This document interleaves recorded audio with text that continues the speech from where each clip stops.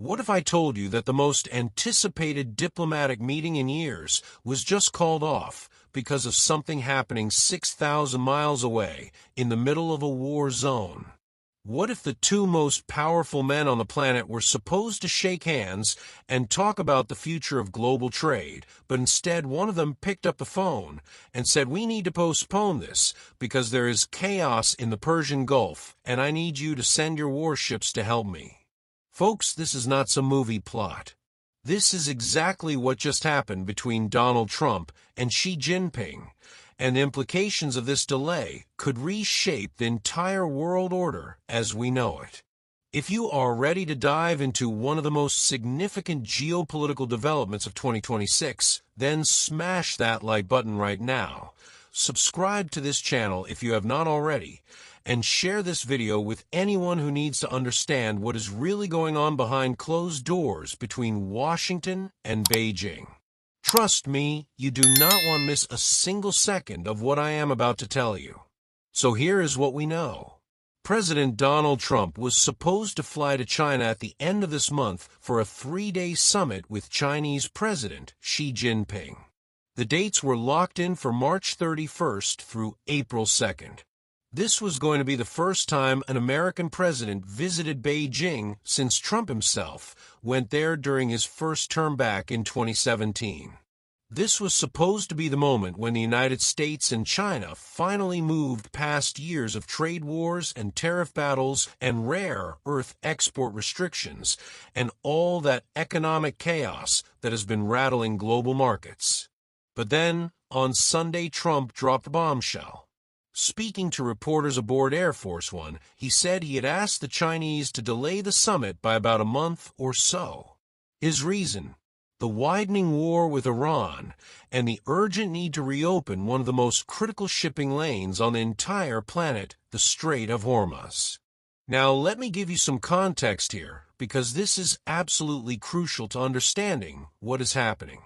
The war with Iran began on February 28th when the United States and Israel launched coordinated surprise airstrikes across Iran in what Washington called Operation Epic Fury and Israel named Roaring Lion. In those opening strikes, the Iranian Supreme Leader Ayatollah Ali Khamenei was killed along with numerous other high-ranking military and government officials.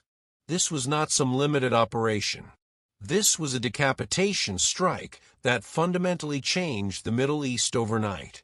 Iran responded the way everyone feared it would. The Islamic Revolutionary Guard Corps declared the Strait of Hormuz closed to American ships and those of its allies. They launched retaliatory missile and drone strikes against Israel, against American military bases across the Gulf region, and against neighboring countries, including the United Arab Emirates, Saudi Arabia, and Qatar. Dubai International Airport was shut down after drone attacks. Oil facilities in the Gulf were damaged. Ships trying to transit the strait came under fire with at least 20 vessels involved in security incidents in just the first 2 weeks of the conflict. And here is why this matters so much. The Strait of Hormuz is a narrow waterway, only about 21 miles wide at its narrowest point, sitting between Iran and Oman. Approximately 20% of all the oil consumed in the entire world passes through this single choke point every single day. That is roughly 20 million barrels of crude oil plus massive amounts of liquefied natural gas. When Iran effectively shut this down, it sent shockwaves through global energy markets unlike anything we have seen since the oil embargoes of the 1970s. Oil prices, which were sitting around $65 a barrel before the war erupted, shot up past $100 a barrel within days. Brent crude has been trading above $104 and at one point nearly touched $120. The Iranian Revolutionary Guards went so far as to issue a statement saying expect oil at $200 per barrel because you will not get a single liter of oil through the strait. Insurance costs to send a ship through the Hormuz have surged to about 5% of a vessel's entire value.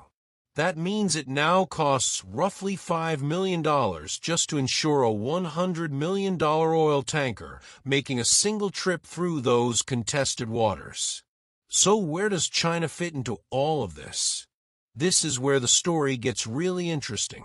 China is the world's largest importer of crude oil, period. A massive portion of those imports come through the Strait of Hormuz. Estimates suggest that somewhere between 40 and 50% of all Chinese seaborne oil imports pass through that choke point. Beyond that, China has been Iran's biggest economic lifeline for years. Roughly 90% of all Iranian oil exports end up in China, shipped on a shadow fleet of tankers that operate off the radar to evade American sanctions. The Chinese refineries that process this oil are mostly small independent facilities clustered in Shandong province, often called teapot refineries, and they have been buying Iranian crude at significant discounts, sometimes $8 to $10 below market prices. So when Trump got on that plane and said, "Why are we maintaining the Hormuz Strait when it is really there for China and many other countries? Why are they not doing it?" he was making a very pointed statement. He was essentially telling Xi Jinping, look, your economy depends on this waterway even more than mine does, and yet American warships are the ones risking everything to keep it open while you sit back and do nothing. Trump even went further. In an interview with the Financial Times, he said he expected China to help unblock the strait before he would travel to Beijing for the summit.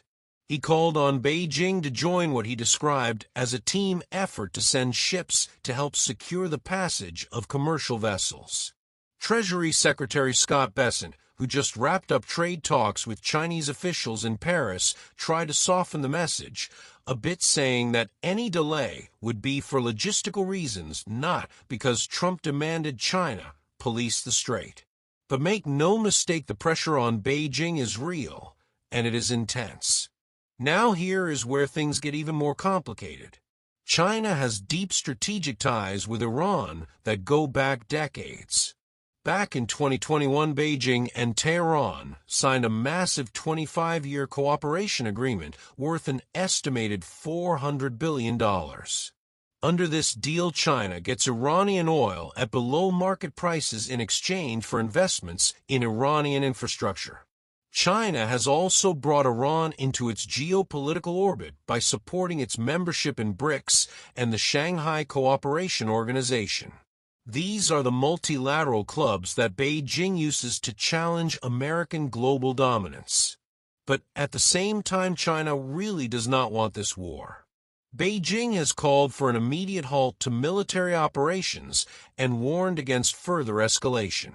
Chinese Foreign Ministry spokesman Lin Jian said China and the United States are maintaining communication regarding the timing of Trump's visit, but also reiterated that Beijing wants all parties to avoid instability that could further impact the global economy. The reality is that Xi Jinping is caught in an incredibly difficult position.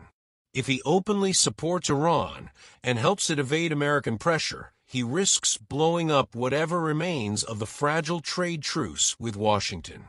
But if he abandons Tehran completely, he loses credibility across the global South and within the network of authoritarian states that China has been cultivating as alternatives to the Western-led order. Either way, there are costs. And let us talk about that trade truce, because it is absolutely central to understanding why this summit delay matters so much. Back in October 2025, Trump and Xi met in Busan, South Korea, on the sidelines of an APEC summit. They spent about 100 minutes together and emerged with what both sides called a major breakthrough. China agreed to pause its sweeping export controls on rare earth minerals that had threatened to cripple American defense and tech industries. The United States agreed to cut certain tariffs on Chinese goods, particularly those related to fentanyl precursors. Both sides agreed to suspend port fees on each other's ships. China committed to buying millions of metric tons of American soybeans. This Busan agreement was supposed to be the foundation for everything that would happen at the Beijing summit. Treasury Secretary Bessent and Chinese Vice Premier He Lifeng just finished a round of talks in Paris last weekend to iron out the remaining details. The plan was for Trump and Xi to build on that momentum and potentially announce a broader economic framework that would stabilize relations between the two largest economies on Earth. But all of that is now on hold. And here is the thing that analysts are watching very closely. Beijing does not actually seem that bothered by the delay. Some experts think this might actually work in China's favor.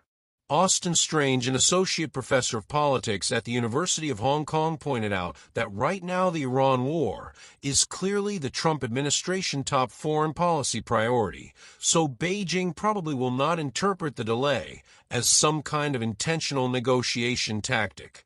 Rush Doshi, who directs the China Strategy Initiative at the Council on Foreign Relations, noted that China has actually been preparing for exactly this kind of energy shock for over a decade. Beijing diversified its oil suppliers, built up massive strategic reserves, and invested heavily in renewable energy, including solar panels, batteries, and electric vehicles. In fact, renewables actually surpassed oil as China's second-largest source of energy consumption after coal in 2025. Electric vehicles now outsell conventional cars in the Chinese domestic market. In other words, China might be better positioned to weather this storm than most people realize. Yes, they are feeling pain, especially those teapot refineries that suddenly lost access to cheap Iranian crude. But the Chinese economy is not going to collapse because of the Hormuz disruption. Some analysts at Goldman Sachs are even saying that certain Chinese energy stocks could benefit from the price surge. Meanwhile, the United States is scrambling. Trump has been floating all kinds of ideas to get the strait reopened, including a government-backed $20 billion reinsurance program that would cover tankers willing to make the dangerous journey. He has talked about having Navy ships escort commercial vessels. He has threatened to strike Iran-Karg Island oil infrastructure if Tehran does not lift the blockade. But so far, none of these plans have actually gotten ships moving again. And the allies that Trump is demanding help from? They are mostly saying no. Germany explicitly stated it will not participate in any military effort to open the strait as long as the war continues. Greece said the same thing. Even the United Kingdom, which Trump claimed had offered to deploy aircraft carriers, has been cautious, with Prime Minister Keir Starmer saying Britain will not be drawn into the wider war. A Middle East security analyst told Al Jazeera that most American allies oppose this war to begin with, which makes them relatively less inclined to provide support. The European Union has been discussing expanding its Operation Aspides, which currently protects ships from Houthi attacks in the Red Sea, but any decision to extend it to the Hormuz would require unanimous agreement from all member states, and that looks unlikely right now. So what does all of this mean for the world? Well, first, it means that the delicate U.S.-China trade truce is hanging by a thread. The Busan Agreement was only supposed to last 1 year. Many of its provisions, including the pause on rare earth export controls and the suspension of certain tariff escalations, are set to expire later this year. If Trump and Xi do not meet and hammer out an extension or a more permanent deal, we could be headed right back into full-scale economic warfare between the two countries. Second, it means that global energy markets will remain volatile for the foreseeable future. The International Energy Agency has coordinated a release of 400 million barrels of oil from strategic reserves around the world, but analysts say that is only enough to cover about 20 days of normal Hormuz traffic. If this blockade continues for months rather than weeks, we could see oil prices spike even higher, potentially to $140 per barrel or beyond. Oxford Economics warned that at those levels you could see the Eurozone, the United Kingdom, and Japan slide into recession, with the United States economy grinding to a halt. Third, it means that Iran's new supreme leader Mojtaba Khamenei, the son of the slain Ayatollah, has consolidated power and appears determined to continue the fight. In his first public statement, he vowed to keep the Strait of Hormuz closed and said that any vessel linked to the United States or Israel would be considered a legitimate target. He praised Hezbollah for aiding Iran and demanded the closure of all American military bases in the Middle East. Fourth, and perhaps most importantly, it means that the fundamental structure of global power is being tested in real time. China is watching very carefully to see whether the United States can actually force its will on the Middle East or whether American power has limits that can be exploited. Russia, which has been strengthening ties with both China and Iran, is already positioning itself to benefit from the chaos, offering to help stabilize energy markets in ways that would increase its own leverage. The Global South is watching to see whether the BRICS countries and the Shanghai Cooperation Organization can offer a genuine alternative to American-led coalitions. The summit that was supposed to happen at the end of this month might eventually take place in late April or early May. Both sides say they are committed to continuing dialogue. But the delay itself tells a story. It tells us that even the most powerful leaders in the world are at the mercy of events that spiral beyond their control. It tells us that economic interdependence does not guarantee peace because the very same trade routes that bind nations together can become weapons when conflicts erupt. And it tells us that we are living in one of those rare moments in history where the decisions made in the next few weeks and months could determine the shape of the world for decades to come. So what do you think? Is Trump right to pressure China into helping secure the Strait of Hormuz? Is Xi Jinping playing the long game by staying on the sidelines? And what happens if this war drags on for months with oil prices crushing economies around the world? Drop your thoughts in the comments below. I read every single one. And if you found this breakdown helpful, do me a favor and hit that like button. It really helps this channel reach more people who want to understand what is actually happening in the world beyond the headlines. Subscribe if you have not already, and hit that notification bell so you never miss an update.